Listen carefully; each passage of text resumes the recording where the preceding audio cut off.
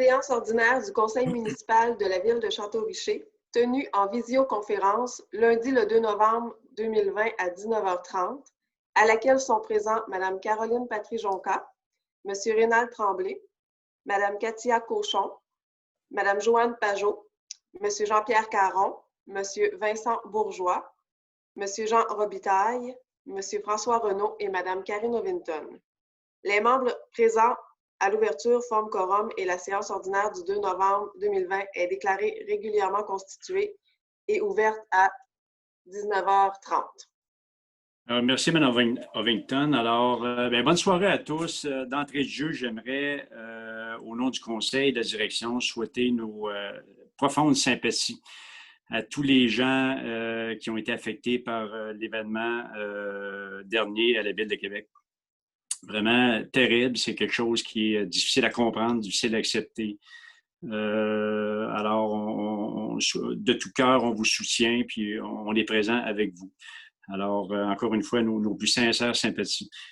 J'aimerais aussi souligner le 2 novembre que c'est la journée de l'armistice. Et puis, je pense que c'est important d'avoir une belle pensée pour tous les combattants, tous les acteurs de l'armée canadienne qui sont allés donner leur vie pour plusieurs pour défendre les droits et libertés que nous possédons aujourd'hui. Alors, je lève mon chapeau à ces gens-là. Je pense que c'est important le 2 novembre de le souligner d'entrée de jeu dans notre séance d'aujourd'hui. Alors, on procède avec la séance. 3.1, adoption de l'ordre du jour du 2 novembre. J'ai besoin d'un proposeur. Mme Pajot, merci. C'est adopté l'unanimité. C'est bon. 4.1, adoption du procès-verbal de la séance ordinaire du 5 octobre 2020. J'ai besoin d'un proposeur. Mme Cochon.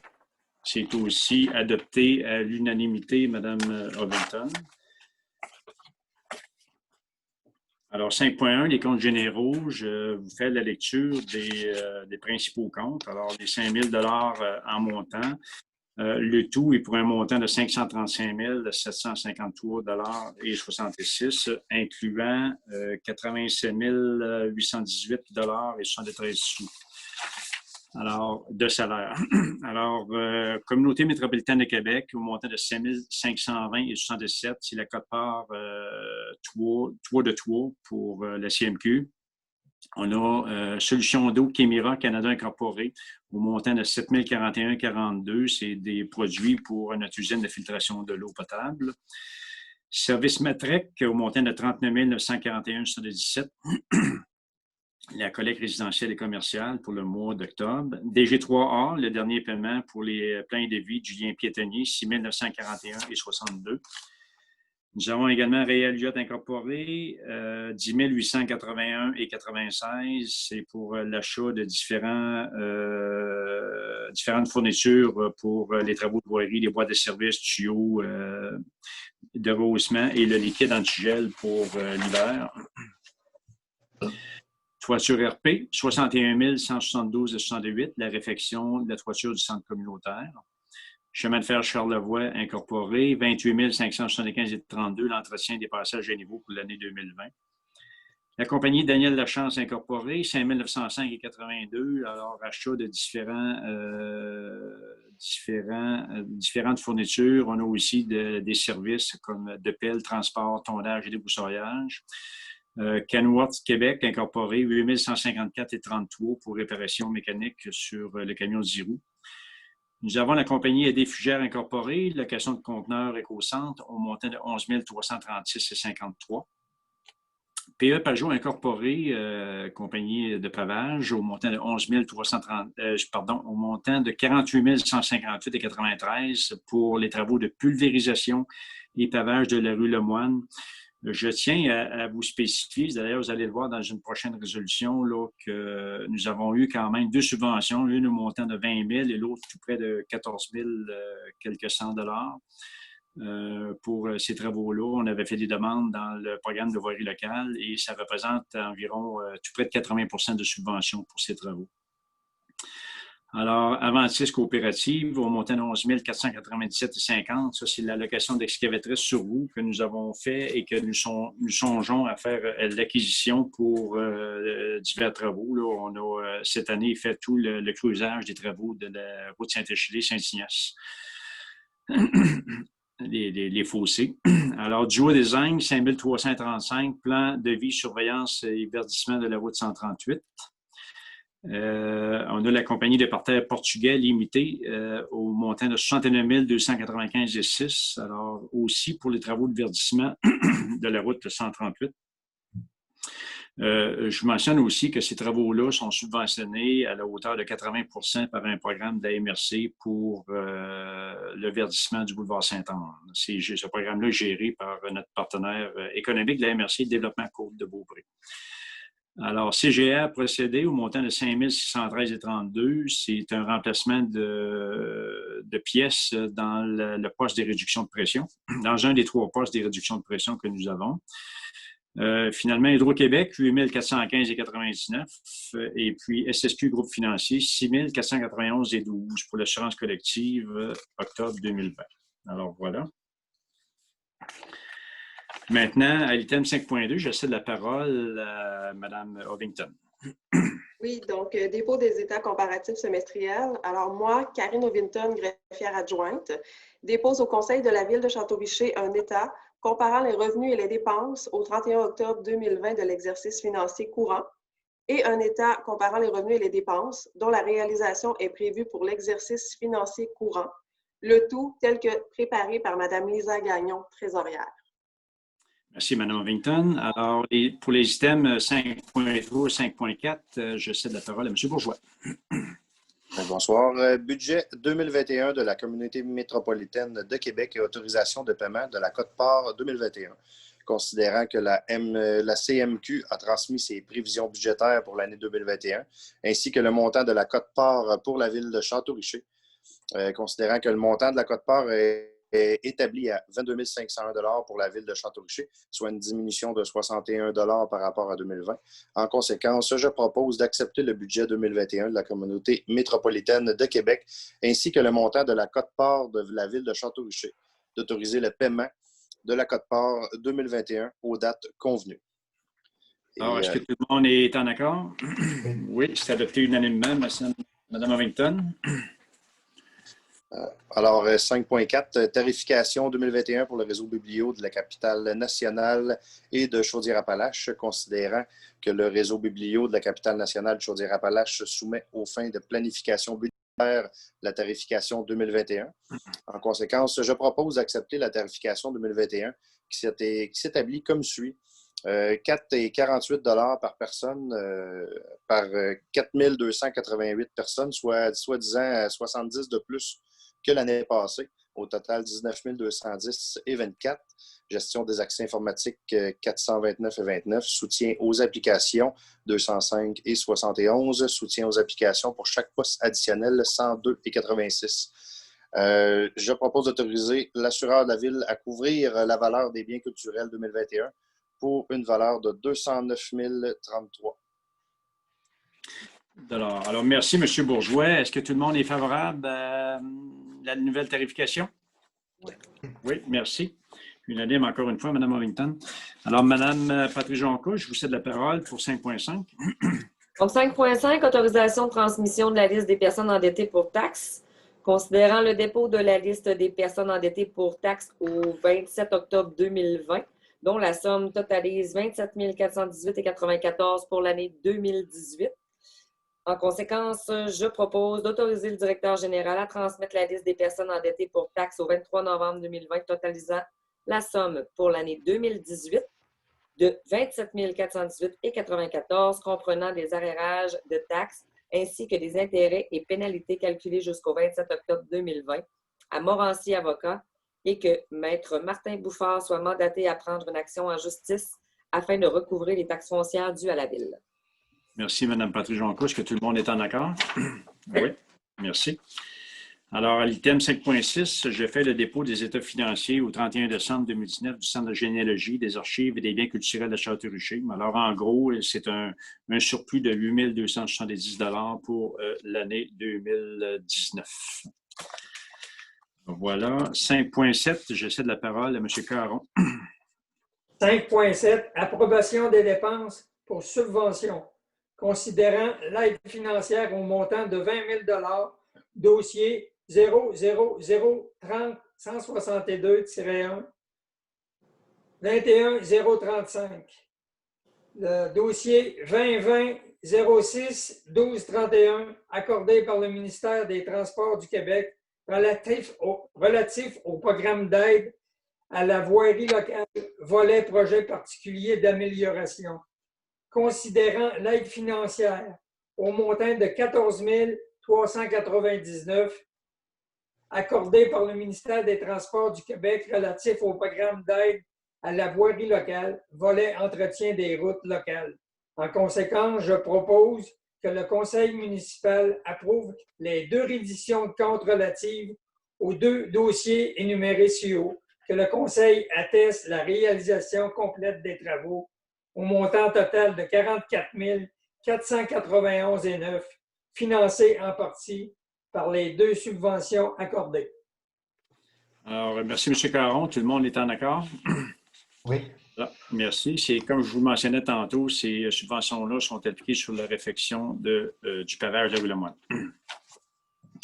Maintenant, quelques points au niveau des suivis de dossiers.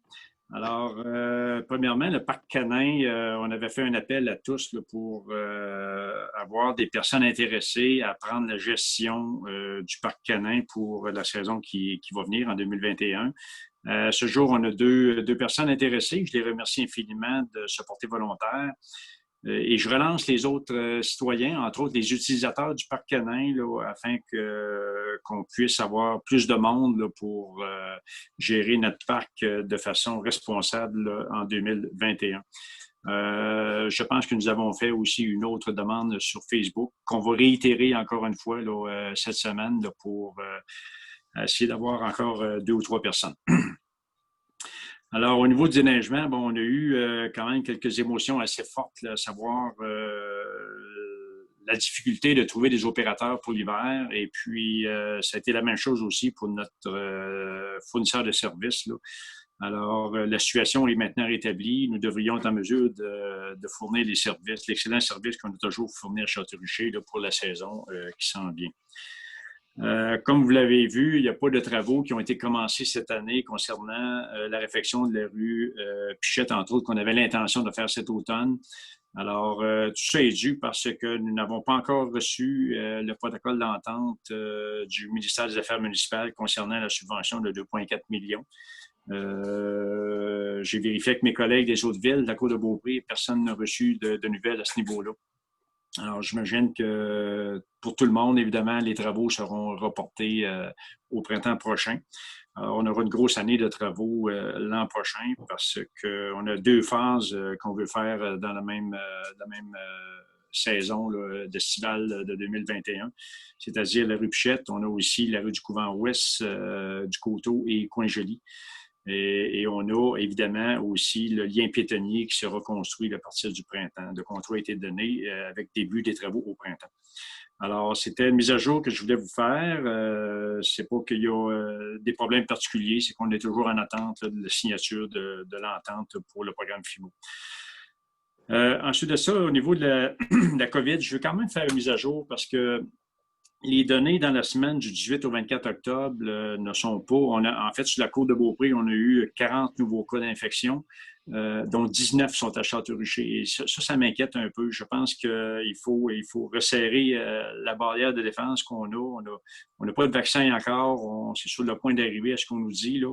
Mais en attendant, notre seule façon d'épargner le système de santé, c'est de faire attention, c'est de suivre les consignes, garder nos distances. C'est important de le faire parce que, écoutez, je parlais à mes amis là, qui est urgentologue dans une zone rouge qui a travaillé la semaine passée. Puis, quand il me parle de l'état des patients, puis c'est pas tous des patients âgés qui sont à l'urgence, je vous je vous le confirme, c'est quand même impressionnant l'état grave de ces patients-là qui se trouvent en urgence et même aux soins intensifs en zone rouge. Et il faut vraiment faire attention. Je pense que c'est le temps de se dire qu'est-ce qu'on peut faire pour aider la province et non d'arrêter de demander ce que la province peut faire pour endiguer la pandémie. La province a mis ses consignes, il faut les suivre, malgré qu'il y en a qui ne le croient pas. La pandémie est bien là. Regardez ce qui se passe en Europe, c'est assez épouvantable. On est en train de reconfiner à peu près partout en Europe. Si on ne veut pas que ça nous arrive, puis qu'on veut avoir le moindre vie active qui nous reste, ben il faut se plier à ce qu'on nous demande de faire. Puis je pense que c'est quand même, on a quand même une belle liberté. On peut aller travailler, nos enfants ou les enfants vont à l'école. Et il faut suivre les consignes, garder nos distances, pas de regroupement, porter le masque partout où on va. Et ça nous permet de contrôler la progression de la pandémie. Puis à date, à Québec, comme tout le monde l'a vu, on a été l'épicentre de la pandémie cet automne, de la deuxième vague. Là, à ce qu'on nous dit, on est sur un plateau. On voit moins d'infections dans la région de Québec. Je pense que les gens sont plus conscients puis écoutent beaucoup plus les consignes, se conforment. Et c'est de cette façon-là qu'on va être capable d'éviter le pire tant qu'on n'aura pas le vaccin. Alors, j'invite tout le monde à suivre les consignes. C'est bien tannant. On est tanné de tout le monde. Et j'en conviens, mais c'est la seule façon, c'est la seule défense qu'on a contre ce virus invisible.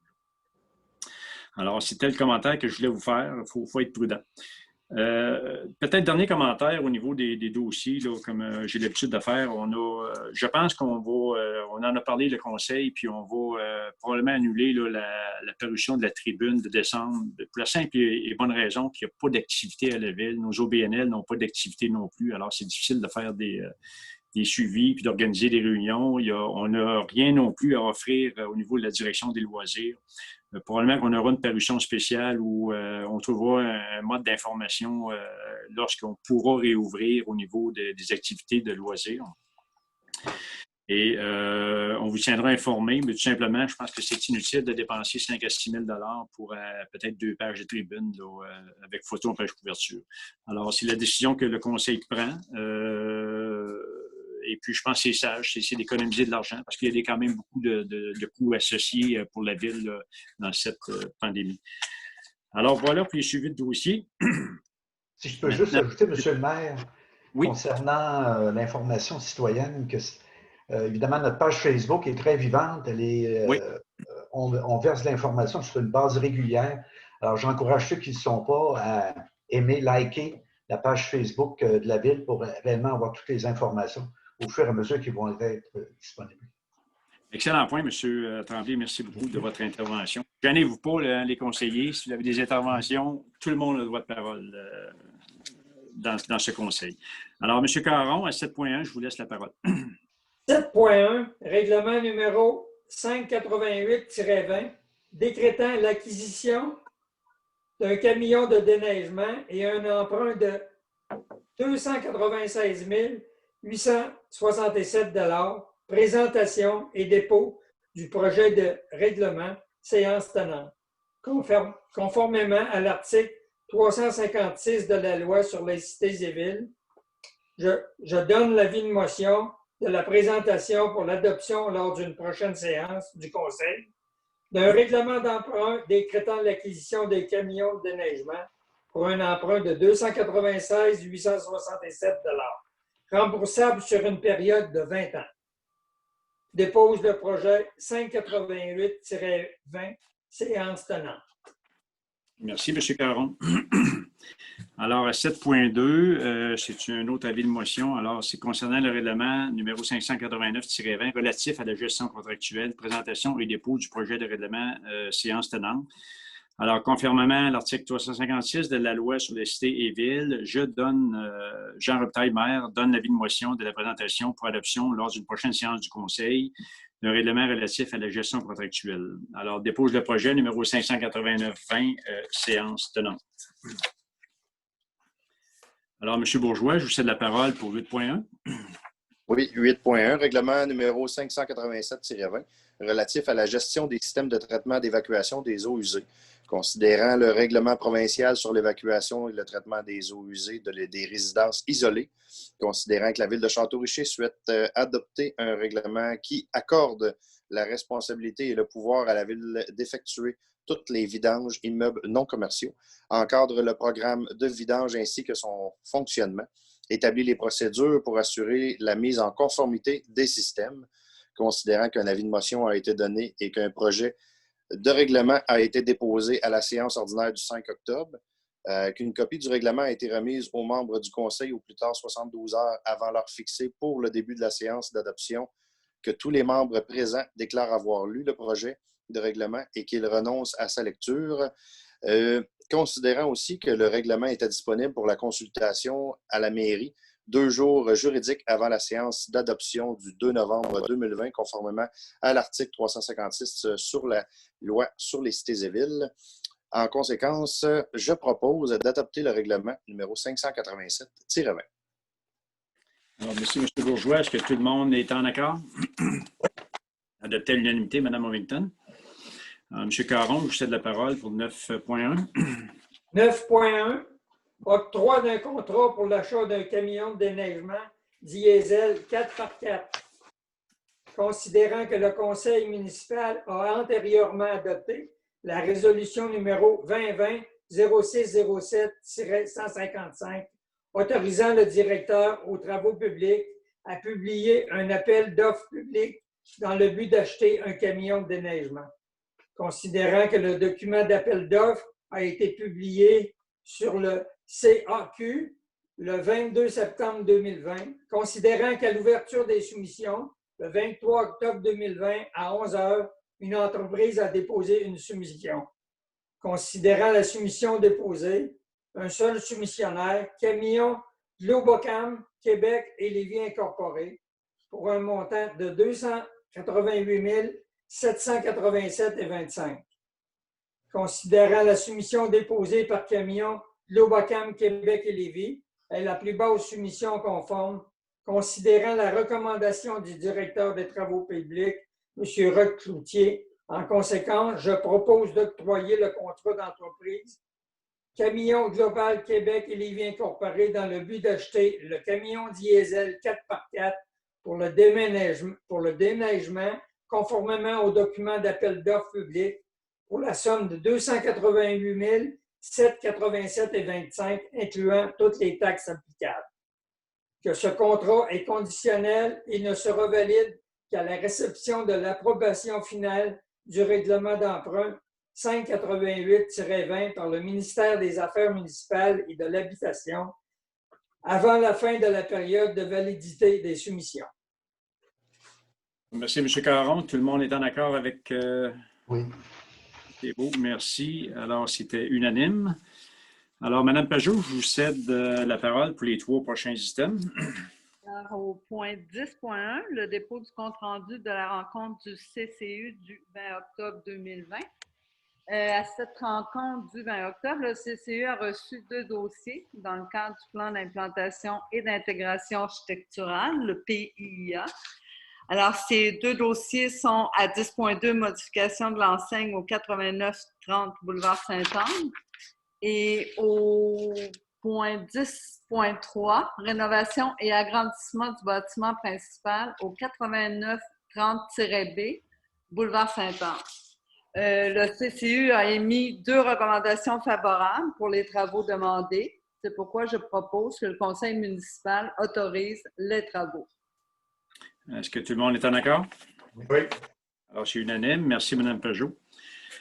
Alors, item 11.11, départ et remerciement de Mme Nancy Roussel, greffière. Alors, considérant la lettre du 1er octobre dernier annonçant la démission de Mme Nancy Roussel, greffière, qui était à l'emploi de la Ville depuis le 18 mai 2016, considérant l'appréciation du conseil municipal à son égard, en conséquence, j'ai besoin d'un proposeur.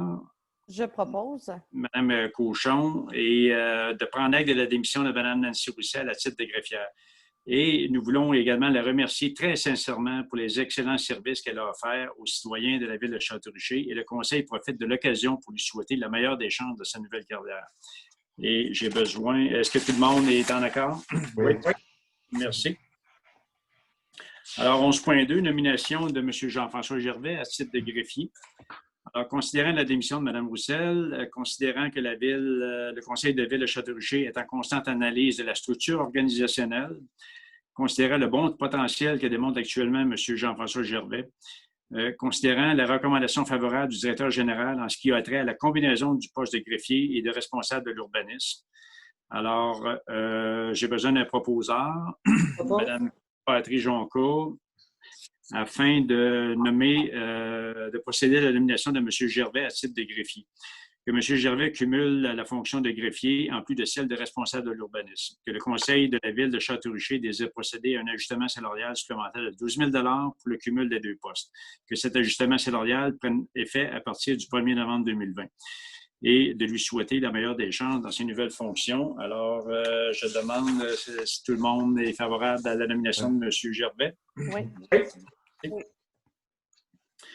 Alors, 11.3, nomination d'une adjointe au responsable de l'urbanisme. Alors, dans la nomination de M. Gervais comme greffier, en plus de son poste d'urbaniste, évidemment, nous devons alléger une partie de ses tâches qui vont être données à notre inspectrice municipale, Mme Camille Girard-Dionne.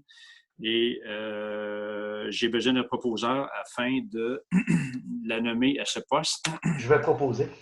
Par M. Tremblay, et que Mme Girard-Dionne cumule la fonction d'inspectrice municipale et d'adjointe au responsable de l'urbanisme, et que le Conseil de la ville de Château-Richer désire procéder à un ajustement salarial de 5 000 $ pour le cumul des 2 postes. Alors, est-ce que tout le monde est favorable à cette nomination? Oui. Merci. Évidemment, finalement, 11.4, ajustement salarial pour Mme Karen Ovington. Alors, considérant le départ de la greffière, et la nomination du nouveau greffier, considérant la restructuration à l'interne qui nécessitera un partage des dossiers du greffe avec la coordonnatrice à la direction générale aux communications et aux relations citoyennes. Alors, j'ai besoin d'un proposeur, Mme Pajot, afin que le Conseil de la ville de Château-Richer, afin de nommer Mme Ovington à titre de greffière adjointe, et que le Conseil de la ville de Château-Richer désire procéder à un ajustement salarial supplémentaire de 3 000 $ à Mme Ovington pour son implication auprès de ce service. Alors que cet ajustement salarial prenne effet à partir du 1er novembre 2020. Tout le monde est favorable? Alors, je tiens à préciser ici, à ce moment-ci, aux citoyens qu'on a évidemment le départ d'une personne qui est la greffière qu'on avait, Mme Roussel, et qu'on redistribue ses tâches à l'interne, évidemment avec ajustement salarial pour 3 personnes. Alors, si je fais les plus et les moins, là, pour être un peu simpliste, on coupe un salaire de 70 000 $, celui que Mme Roussel avait, et on fait des ajustements salariaux pour 20 000 $ pour l'ensemble des 3 postes qui sont visés, qui vont accomplir des tâches, plus de tâches dans notre municipalité. Alors, c'est un gain net pour la ville. Une coupure d'un poste, autrement dit, une personne de moins, c'est un gain net pour la ville de 50 000 $ annuels. Alors, je tiens à en faire la mention, et c'est important aussi d'ajuster le salaire des personnes qui vont prendre beaucoup plus de responsabilités à l'intérieur de la ville à l'égard des changements que nous venons d'approuver. Alors, voilà. Maintenant, je cède la parole à M. Caron pour les items 11.5 et 11.6. 11.5, départ et remerciements. M. Normand Patoine, journalier et opérateur de déneigement. Considérant que la lettre de M. Normand Patoine annonçant à la Ville son départ, effectif le 15 octobre 2020, considérant l'appréciation du Conseil municipal à son égard, en conséquence, je propose de prendre acte de la démission de M. Patoine à titre journalier et opérateur de déneigement. Que le Conseil municipal remercie très sincèrement M. Patoine pour son travail réalisé au sein de la Ville de Château-Richer. Merci, M. Caron. Tout le monde est en faveur de cette acceptation. Merci. 11.6, embauche de 2 opérateurs de déneigement. considérant la démission de M. Normand Patoine à titre d'opérateur de déneigement et les besoins en personnel pour le déneigement pour la saison 2020-2021. En conséquence, je propose que le conseil municipal de la ville de Château-Richer autorise le directeur général à procéder à l'embauche de 2 opérateurs de déneigement pour la saison 2020-2021 uniquement. Que messieurs Guylain Dubord et Pierre Cloutier soient engagés à la ville de Château-Richer comme opérateurs de déneigement du 1er décembre 2020 au 31 mars 2021. Merci, M. Caron. Tout le monde est en accord? Merci. Alors, M. Tremblay, l'article 12.1, s'il vous plaît. Oui, amendement au calendrier des séances ordinaires du Conseil municipal pour l'année 2021, considérant l'adoption de la résolution numéro 2020-05-10-249, adoptant le calendrier des séances ordinaires du Conseil municipal pour l'année 2021, considérant qu'une erreur s'est glissée notamment au niveau de la séance du mois de novembre 2021 qui se tiendra le 15 novembre et non le 1er, puisqu'il s'agit d'une année électorale. Alors, en conséquence, je propose de renouveler le calendrier qui avait été proposé et de changer la date du 1er novembre au 15 novembre pour les séances du Conseil et de rappeler en même temps qu'elles auront lieu au Centre Olivier Le Tardif aux dates et heures précitées. Merci, M. Tremblay. Alors, tout le monde est en faveur? Oui, merci. Alors, 12.2. Acquisition de terrain et autorisation de signature pour le projet qui aura lieu là, finalement dans la voie de contournement. Alors, considérant l'accident du camion Ben survenu dans la côte de la Chapelle du 2 août 2018, je ne ferai pas la lecture de tous les considérants, mais il y en a quelques-uns, je pense, qui sont assez informatifs. Considérant l'intensification des activités de carrière causant une hausse de trafic lourd dans cette même côte, considérant le désir du conseil municipal de réaliser une voie de contournement pour le transport en vrac, alors, considérant la conclusion de l'étude de préfaisabilité préparée par Stantec afin de déterminer une route de contournement optimale pour les camions lourds et d'identifier les acquisitions nécessaires pour ce nouvel accès. Alors, considérant que le 2 août 2018, la Ville a informé l'entreprise Unibéton Ciment Québec Incorporé de son intérêt d'acquérir les lots. Il y avait 4 lots différents à ce moment-là, je vous les nommerai tantôt, lui appartenant. Alors, ce que la Ville, ce que Unibéton nous a proposé en retour, eux, c'est une vente en bloc des 8 lots qu'ils possèdent dans ce secteur-là, Château-Richer. Et je vous mentionne aussi que cette compagnie-là les avait acquis lors d'une transaction, lors d'un achat d'un compétiteur. Alors, les lots sont venus avec. Considérant que le 30 janvier 2019, la Ville a proposé à la dite entreprise d'acquérir les 8 lots pour la somme symbolique de 1 $ en considérant la probabilité que le lot 4 581 960 contienne des matériaux contaminés. Alors, évidemment, on a eu des négociations avec eux. Le lot contaminé en question, en passant, ce lot-là, oui, il est contaminé, on le sait, et il a été contaminé par la Ville de Château-Richer. Alors, c'est important de vous le mentionner, là. C'est évidemment l'ancien dépotoir de la Ville de Château-Richer qui était situé, qui est fermé depuis très longtemps. Mais il y aura lieu de travaux de décontamination dans ce secteur-là. Et pourquoi on vous le mentionne, évidemment, c'est parce que si jamais, c'est pas une surprise, je pense que tous les citoyens de Château-Richer qui sont ici depuis longtemps savent que le dépotoir était là. Et on tient à informer tout le monde qu'on sait que la Ville est au courant qu'il y a de la contamination, une certaine contamination là, dans ce secteur-là sur une partie de un lot. Alors, tout ça pour dire que, évidemment, les lots, l'évaluation des lots est à 234 000 $ et que les négociations, évidemment, on a une entente pour acquérir les 8 lots au montant de 125 000 $. Alors, c'est super intéressant pour la Ville et je pense qu'il y a aussi le volet qu'il faut que je vous mentionne, le fait qu'on a besoin de terrain, la Ville. On est une grande municipalité en superficie. Et la Ville a très peu de terrain en sa possession. Et probablement aussi que lorsque on aura réussi à faire les dézonages nécessaires et les travaux nécessaires dans ce secteur-là, il y aura certainement le potentiel d'y aménager un nouveau dépotoir pour la neige, ainsi que relocaliser notre service services là, au niveau dont on loue les terrains à Daniel Lachance pour la récupération des matériaux, etc., dont on paye un loyer à chaque année. Alors, on pourrait concentrer ces activités-là sur des terrains appartenant à la ville. Alors, l'éco-centre que je cherchais comme mot, là. Alors, et on a aussi probablement un besoin là, assez criant. À un moment donné, là, on vous présentera un projet pour la relocalisation de notre garage municipal parce que l'endroit où il est situé, vous savez qu'il est dans une ancienne carrière, lui aussi, situé à l'ouest, juste en haut du salon funéraire. Et on a beaucoup d'érosion dans les parois de cette carrière-là qui, évidemment, creuse des trous sur des terrains privés. Et puis, à un moment donné, il faudra agir là, pour la consolidation de ces parois-là. Alors, dans l'optique d'une planification à moyen terme, il faut voir où est-ce qu'on relocalisera notre garage municipal, mais comme on n'a pas de terrain, je pense que l'acquisition de ces terrains-là va servir grandement à plusieurs utilités là, pour la ville. Alors, évidemment, tout ça pour, dans le but je fais là, la proposition pour l'acquisition de ces terrains-là et de mandater le directeur général, M. Renaud, à prendre les moyens nécessaires pour faire préparer un acte d'achat par le notaire Alain Garlépie du bureau Marcoux Garlépie et Associés et d'autoriser le maire Jean Robitaille et le greffier M. Jean-François Gervais à signer pour et au nom de la ville de Château-Richer l'acte notarié à intervenir entre les parties. Alors, est-ce que tout le monde est en accord? Oui. Oui. Oui.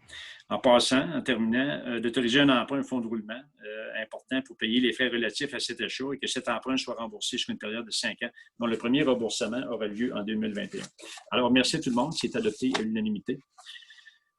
Cassia, Mme Cochon, je vous laisse la parole pour l'item 12.3. Oui, bien sûr. 12.3, adoption de la programmation TEC 2019-2023. Considérant que la Ville de Château-Richer a pris connaissance du guide relatif aux modalités de versement de la contribution gouvernementale dans le cadre du programme de la taxe sur l'essence et de la contribution du Québec TEC pour les années 2019-2023, je propose que la Ville de Château-Richer atteste que par la présente résolution que la programmation de travaux version numéro 1 ci-jointe comporte des coûts réalisés véridiques et reflète les prévisions des coûts de travaux admissibles. Merci, Mme Cochon. Et est-ce que tout le monde est en faveur? Oui. Oui. Alors, Mme Patrice Jonca, l'item 12.4, s'il vous plaît. Oui, donc 12.4, autorisation de déposer une demande d'aide financière, un fonds de la région de la Capitale-Nationale. Donc, je propose d'autoriser le directeur général, M. François Renaud, à déposer une demande d'aide financière dans le fonds de la région de la Capitale-Nationale, le FRCN, pour l'acquisition de terrain dans le cadre d'un projet de parc industriel sur le territoire de la ville de Château-Richer. Merci. Est-ce que tout le monde est en accord? Oui. Alors, merci. M. Tremblay, je vous laisse la parole à l'item 13 pour la correspondance. Oui, nous avons reçu une lettre datée du 5 octobre adressée à M. le maire. Alors, M. le maire, ça vient du ministère des Affaires municipales et de l'Habitation. Alors, M. le maire, le gouvernement a annoncé l'octroi d'une aide financière de 800 millions de dollars aux municipalités dans le contexte de la pandémie de la COVID-19 afin d'atténuer les impacts de la pandémie sur les finances des municipalités. Cette aide permettra d'éviter des hausses de taxes municipales pour les citoyens et les entreprises et protégera les services qui leur sont offerts. À cette fin, la Ville de Château-Richer recevra 248 312 $ qui pourraient être utilisés autant en 2020 qu'en 2021 à sa convenance. Un premier versement de 170 715 sera effectué en décembre 2020, accompagné du détail de calcul établissant le montant d'aide. Le solde sera versé avant le 31 mars 2021. La Ville pourra utiliser cette aide pour compenser à la fois les pertes de revenus et les coûts supplémentaires liés à la pandémie. Toutes les sources de revenus affectées par la pandémie peuvent ainsi être compensées. Par exemple, des pertes de revenus d'amende et de stationnement. Sur le plan des dépenses, il y a notamment les mesures sanitaires, la sécurité publique, les camps de jour, l'adaptation des bâtiments et des équipements municipaux afin d'assurer la desserte de services de qualité. Les adaptations requises à la tenue de séances des conseils municipaux, à la tenue des élections partielles et générales municipales et enfin l'aide aux organismes sans but lucratif sous contrôle de la municipalité qui ont pour mission de travailler avec les clientèles vulnérables. La Ville aura la responsabilité d'informer les citoyens de l'utilisation de l'aide reçue pour les exercices financiers 2020 et 2021. Alors, c'est signé Mme André Laforêt, ministre des Affaires municipales et de l'Habitation. Alors, merci, M. Tremblay. C'est une excellente nouvelle que nous avons reçue. Évidemment, ça va contribuer, ce montant-là, à réduire l'impact sur le compte de taxes de l'année 2020. Et c'est certain que ça va nous aider là, dans les coûts associés à la pandémie parce qu'on en avait quand même une bonne liste là, et les pertes de revenus également qui sont importantes pour la Ville. Alors, une aide extraordinaire, grandement attendue et grandement appréciée à la fin de cette année un peu exceptionnelle. Alors, nous en sommes rendus à la période des questions. Nous avons reçu des questions de deux personnes. Alors, je commence par M. Jérôme Verroux. Je fais la lecture des questions et j'y joins mes réponses. Alors, plusieurs questions dans une feuille, là. Alors, lors de l'octroi du contrat de déneigement d'une partie du territoire de la Ville pour près d'1 million de dollars sur 3 années, les raisons évoquées étaient le manque d'espace au garage municipal et l'incapacité de la Ville à embaucher des opérateurs de déneigement. Lors d'une séance plus tôt cette année, la Ville a procédé à la vente d'un camion de déneigement et a procédé à la location d'un tracteur pour le déneigement de l'avenue Royale. Lors de la présente séance, la Ville achète un camion pour le déneigement. Ainsi, la Ville a donc un camion de plus. Lors de la présente séance, un opérateur de déneigement a quitté et la Ville procède à l'élimination de deux autres opérateurs de déneigement. Il y a donc une personne de plus au déneigement. Alors, selon les conclusions de M. Verroux, alors ainsi, pourquoi avoir octroyé un contrat d'une telle envergure en termes monétaires et de temps en faveur d'un entrepreneur pour des raisons qui ont changé après 1 an seulement et qui étaient alors éphémères, tel qu'il était possible de le prévoir lors de la signature du contrat. Bon, alors, je pense qu'il y a des choses que vous mêlez, M. Verroux, là, avec tout mon respect. Si je reviens, je commence par les camions. Alors, nous avons cette année envoyé au recyclage un camion, là, à la scrap en bon français, là. Et ce camion-là est remplacé par le tracteur de déneigement qui est en location et sera affecté au déneigement de la rue Royale et de toute la partie basse de Château-Richer. Maintenant, l'achat de camions que nous proposons ce soir, que nous venons d'adopter, ce camion-là va être livré probablement à temps pour l'hiver 21-22. Alors, on ne parle pas de cet hiver, puisqu'il y a un délai de tout près de 12 mois pour la livraison d'un camion. Alors, nous en prendrons possession pour l'hiver prochain et non pour l'hiver 2021. Et celui-ci va remplacer un camion que nous enverrons aussi au rebut après la saison 2021, là, un camion que ça fait plusieurs années aussi qu'on demande de changer. Alors, il n'y a pas un camion de plus comme vous le prétendez. Et il faut mentionner aussi que la raison, j'ai oublié de mentionner que la raison pour laquelle on a donné Saint-Achille à contrat, c'est qu'on a aussi, en plus de manque d'opérateurs et de manque d'espace, qu'on a un manque d'équipement. Alors, il faudra racheter un 10 roues pour s'assurer du déneigement de Saint-Achille lorsqu'on voudra le reprendre à la fin du contrat qui a été donné au fournisseur actuel. Alors, ça répond. Au niveau des opérateurs de déneigement, on en a un qui a quitté. On le remplace par une personne et l'autre supplémentaire. Évidemment, chaque année, on engageait 1,5 personne à 2 personnes supplémentaires aux employés que nous avons de déneigement. Et là, on en engage seulement une cette année. Alors, vous savez, c'est pas évident de trouver des déneigeurs. Puis je peux vous dire qu'on se bat pratiquement avec le privé pour être capable d'en engager.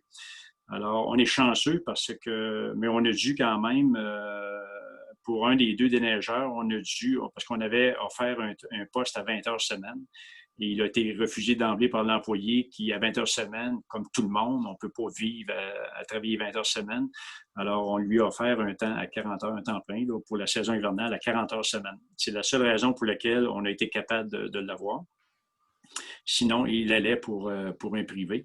Et puis, et c'est comme ça qu'on devra fonctionner dans l'avenir. Je pense que la main-d'œuvre est tellement rare. Vous savez, nous embauchons, là, si vous faites un peu le tour de la Côte de Beaupré, il y en a à la porte de toutes les entreprises. Et c'est pas beaucoup de monde qui veulent se lever le 25 décembre en pleine nuit pour aller faire du déneigement. Alors, c'est important pour nous de s'assurer qu'on traite ces gens-là au moins avec un salaire convenable et avec des heures convenables pour qu'ils puissent être capables de manger comme vous le faites à tous les semaines. Alors, on va continuer de travailler dans ce sens-là. Mais soyez rassurés, on n'a pas d'employés supplémentaires, comme vous le prétendez. Alors, à votre deuxième question, constatant que l'urbanisme est nommé greffier, j'aimerais savoir quelles sont les exigences de scolarité pour ce poste. Pourquoi ne pas avoir nommé une des deux greffières adjointes à ce poste? Pourquoi ce poste n'a pas été affiché comme les pratiques habituelles le veulent? Alors, bon, première des choses, pourquoi, quels sont les critères des exigences de scolarité? Je pense que il n'y a pas d'exigence spécifique dans tout ce que j'ai pu lire pour répondre à votre question. Évidemment, de préférence, ça nous prend quelqu'un qui a un diplôme universitaire parce que, pas pour accomplir le poste de greffier, mais tout simplement pour être capable d'accomplir des multitâches dans la ville. Alors, évidemment, M. Gervais a été nommé parce qu'il est aussi urbaniste. À la ville de Châteauguay, directeur du service d'urbanisme. Maintenant, il sera aussi affecté au service de greffe comme responsable de la greffe. Alors, il y a aussi, faut regarder pour nous, M. Gervais a le potentiel de devenir directeur général probablement un jour. Vous savez, à l'interne d'une compagnie ou d'une municipalité ou n'importe quelle entreprise, il est important de développer notre personnel. Alors, il n'y a rien de plus insultant quand on a, et je l'ai vécu dans l'industrie pharmaceutique, quand on a un talent à l'intérieur puis on va chercher quelqu'un de l'extérieur, ça amène évidemment à des départs prématurés d'employés de grands talents. Alors, on veut développer notre personnel à la ville, on veut garder nos employés, on veut qu'ils soient heureux. Et nous considérions que la personne la plus apte à prendre le poste à ce moment-ci, avec la formation minimale qu'on puisse lui donner à court terme, c'était M. Gervais et c'est pour ça que nous l'avons nommé à ce poste-là. Et on n'est pas allé à l'externe parce que, on avait le talent à l'interne et nous regardions aussi la possibilité de réduire les effectifs de personnel avec le départ de Mme Roussel. Alors, comme les employés ont bien voulu accepter de différentes tâches supplémentaires, ça nous permet cette façon de travailler, d'avoir une personne de moins, un salaire de moins à supporter. Et je pense que c'est un désir que vous aviez depuis très longtemps aussi. Alors, on va... Et vous savez, dans une petite municipalité, là, c'est vraiment important d'avoir du personnel qui sont polyvalents, qui sont flexibles. On ne peut pas avoir du personnel qui font seulement une tâche. On n'a pas assez de travail pour remplir une journée complète pour une tâche. Alors, avoir des descriptions de tâches qui sont trop précises, un employé pourrait nous dire, bien, ça ne fait pas partie de mes descriptions de tâches. Alors là, ce qu'on a, c'est des employés qui sont polyvalents, qui sont flexibles et compétents. Et on va continuer à travailler dans ce sens-là. Alors, voilà la réponse que je peux vous donner. Alors, la question 3, lors de la séance du 8 septembre dernier, la mairesse suppléante a affirmé qu'il est impossible de reculer sur les avantages sociaux. Alors, dans des contrats de travail, lorsqu'elle a été questionnée sur certains éléments du contrat du directeur général signé par le maire actuel. Est-il possible pour celle-ci de préciser à la population les sources à l'appui de ces dires, car plusieurs personnes ont été étonnées de ceci? Alors, je vais répondre, moi, pour Mme Cauchon. Alors, Mme Cauchon n'a jamais prononcé ce que vous prétendez qu'elle a prononcé. Elle a dit, on l'a écouté cet après-midi, elle a dit du plus profond de moi-même. Je pense que ça n'a jamais été fait dans le passé. Alors, voilà quelle a été sa réponse. Et moi, je vous dirais, là, écoutez, oui, je l'ai vu, qu'il y avait ça dans le contrat de M. Renault depuis 2005 et c'est quelque chose de très, d'après moi, insignifiant que vous questionnez là. C'est tout simplement 2 journées de congé qui lui ont été négociées et données en 2005. Et cet élément-là fait d'un employé quelqu'un qui est heureux et qui est content. Vous savez, c'est difficile d'avoir de la main-d'œuvre aujourd'hui. On le voit partout. Je pense que nous, à la Ville, on a réussi là, dans les 3 dernières années à avoir une équipe excessivement compétente, des gens qui sont heureux, qui sont contents. Dans un contrat de travail, il faut recevoir des compromis, il faut donner ou il faut compromettre aussi certains éléments. Je pense qu'avoir retiré ça, ça aurait été tout simplement ridicule de ma part. Et je vais toujours travailler dans le sens où je veux que les employés sont contents. Je ne pense pas que ce soit des coûts extraordinaires pour la Ville. Alors, c'est tout simplement une main dans le dos à un employé que la Ville, que le conseil municipal apprécie, qu'on va toujours travailler dans ce sens-là.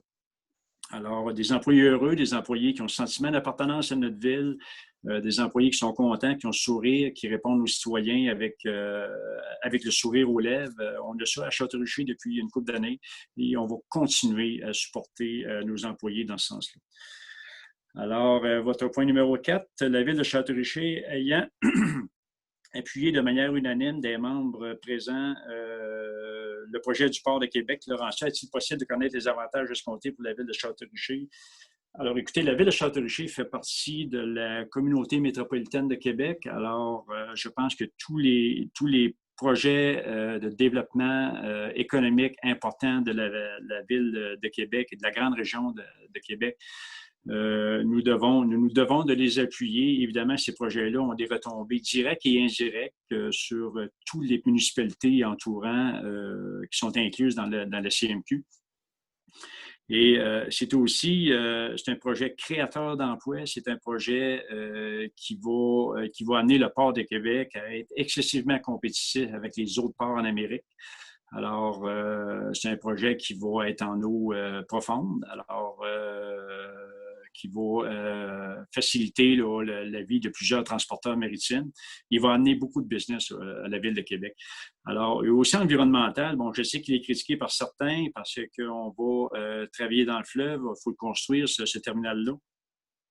Mais il y a un élément important au niveau de l'environnement dans ce projet-là, c'est que le projet dans lequel moi je l'ai compris ou qui nous a été expliqué là, récemment, c'est qu'on va éliminer tout le transport de matériaux en vrac. Alors, ce qui cause la pollution dans les moyaux, dans les environnements du port de Québec, là, par les vents, la poussière, etc., qui est à peu près impossible à contrôler à 100%. Alors, on va être redirigé dans des ports à l'est de Québec. Où il n'y aura pas de dérangement au niveau de la population à ce niveau-là, pour à Québec accueillir seulement des conteneurs, du transbordement de conteneurs. Alors, je pense que c'est un projet super intéressant et l'investissement privé va être de l'ordre au-dessus de 700 millions de dollars. Je pense qu'il faut vraiment appuyer ce projet-là. Alors voilà pour vous, M. Jérôme Véraud. Maintenant, je vais passer aux questions de M. Claude Véraud. Alors, M. Véraud, je vais faire fi de vos commentaires parce qu'ici, on est dans une période de questions, là. Alors, j'y vais directement avec vos questions. Alors, un citoyen a-t-il le droit, oui ou non, de questionner les membres du Conseil sur les conditions de travail, les tâches et la rémunération des employés municipaux? Alors, ma réponse, c'est oui. En quoi un tel questionnement peut-il concerner d'une manière ou d'une autre la politique de la Ville en matière de harcèlement, d'incivilité et de violence au travail? Alors, quand on fait référence aux questions de votre neveu, je pense, M. Véraud, là, si je lis bien le contexte pour le comprendre. Et évidemment, dans le passé, nous avons dû intervenir avec l'autre M. Véraud et couper une période de questions qui n'a pas été diffusée. Selon nos avocats, il y avait évidemment danger de poursuite pour l'atteinte à la réputation et d'employés et de membres de l'ancien conseil. Alors, on n'embarquera pas là-dedans et je pense que le directeur général, tout simplement, lui a fait un rappel qu'il avait déjà reçu par écrit à ce niveau-là. Et alors, c'est la réponse que je vous donne. Quelle est votre deuxième question? Quel est précisément le rôle du directeur général lors des séances du conseil municipal? Est-il normal qu'il suggère aux membres du conseil de la façon dont ils devraient interpréter les questions qui leur posent les citoyens? Alors, je vous réponds par l'item 7 de l'article 114.1 sur la loi des cités et villes.